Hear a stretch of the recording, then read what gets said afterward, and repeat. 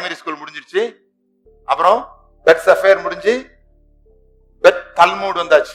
கேள்வி எப்படி கேட்கணும் நான் சொல்லி தரேன் அப்படின்னு ட்ரெயின் பண்ணுவாங்க. இது முடிஞ்ச உடனே இப்போ பிரைமரி ஸ்கூல் முடிஞ்சிருச்சு, அப்புறம் பெட் சஃபேர் முடிஞ்சு பெட் தல்மூட் வந்தாச்சு. இப்போ பெட் மிட்ராஷ். பெட் மிட்ராஷ். பெத்னா ஹவுஸ். பெத்னா ஹவுஸ். ஃபர்ஸ்ட் வார்த்தை என்னது ஹீப்ரூல? ஆலஃப். இரண்டாவது வார்த்தை என்னது? இது ரெண்டும் சேர்ந்தது ஆல்பபெட். ஆல்பபெட். மிட்ராஷ். மிட்ராஷ்னா ஹவுஸ் ஆஃப் இன்வெஸ்டிகேஷன். இன்வெஸ்டிகேஷன் இது ரொம்ப முக்கியமான ஒரு கட்டம். சோ இந்த 14 வயதுல 13 வயதுல 13 வயதுல என்ன பண்ணுவாங்க? என்ன கத்துப்பாங்க? ரெமீஸ். ரெமீஸ்னா என்ன? The art of question and answering. Learning the method of question and answering. இயேசு 13 வயதுல என்ன பண்ணி கொண்டிருந்தார்?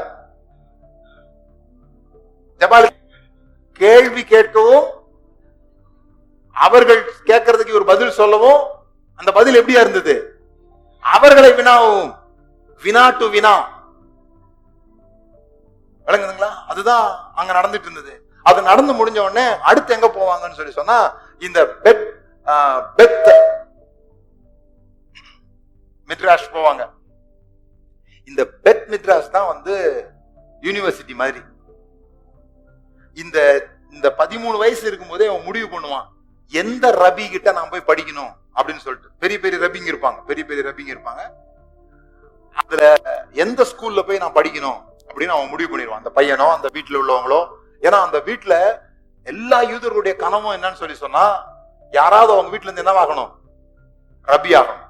யாராவது இப்ப டாக்டர் ஆகணும், இன்ஜினியர் ஆகணும் ஆசைப்படுற மாதிரி அந்த காலத்துல அவங்களுக்கு மிகப்பெரிய ஆசை என்னன்னா ரபி ஆகணும். மிகப்பெரிய ஆசை. சோ அவங்க ஒரு இதுக்கு போவாங்க, ஒரு இன்டர்வியூ போவாங்க. அங்க ஒரு ரபி உட்கார்ந்து இருப்பார். அவர் கேள்வி கேட்பாரு. இவங்களை எந்த வகையில கேள்வி கேட்பாரு?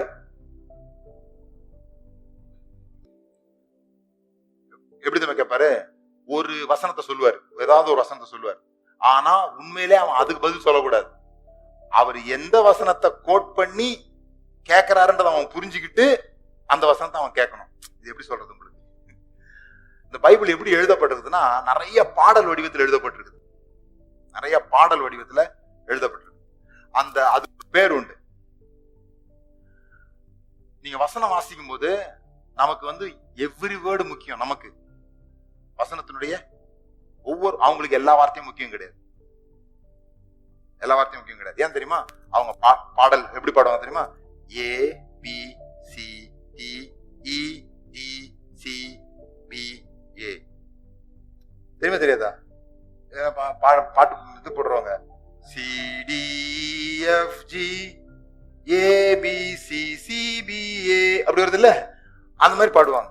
சோ நீங்க பைபிள் நீங்க வாசித்து பாத்தீங்கன்னா, அதை நான் உங்களுக்கு போட்டு காமிக்கிறேன். பிறகு அது பாத்தீங்கன்னா ஒரு லைன் இருக்கும், தண்ணியை பத்தி எழுதியிருக்கோம், பிறகு காத்த பத்தி எழுதியிருக்கோம், பிறகு எழுதியிருக்கோம், பிறகு கர்த்தர் ஆட்சி செய்கிறார் எழுதியிருக்கோம், பிறகு அடுத்த லைன் காத்த பத்தி எழுதியிருக்கோம், தண்ணியை பத்தி எழுதியிருக்கோம். இப்ப இவங்க கவனிப்பாங்க. இவங்க கவனிச்சு இதுல நடுவுல ஒரு ABCD பிறகு CBA அப்படி வரும். அப்படி வந்ததுன்னா அந்த டி பகுதி இருக்கு பாத்தீங்களா, அதுதான் முக்கியமான பகுதி. விளங்குதாங்களுக்கு? அந்த டி சொல்றதுக்காக, அந்த வார்த்தையை சொல்றதுக்காக முன்னாலையும் பாடியிருப்பாங்க, பின்னாலையும் பாடியிருப்பாங்க. இப்ப இந்த ரபி இந்த நடு வார்த்தையை சொல்லுவார். சாரி, இந்த நடு வார்த்தையை சொல்ல மாட்டார். ஏதாவது ஒரு ஏயோ பியோ சொல்லுவார். அப்போ இவன் புரிஞ்சுக்கணும், இவர் இந்த கருத்தை தான் சொல்ல வர்றாருன்ட்டு. அதுக்கு பைபிள்ல வேற எங்கேயோ என்ன வசனம் இருக்குதோ அந்த வசனத்தை சொல்லணும்.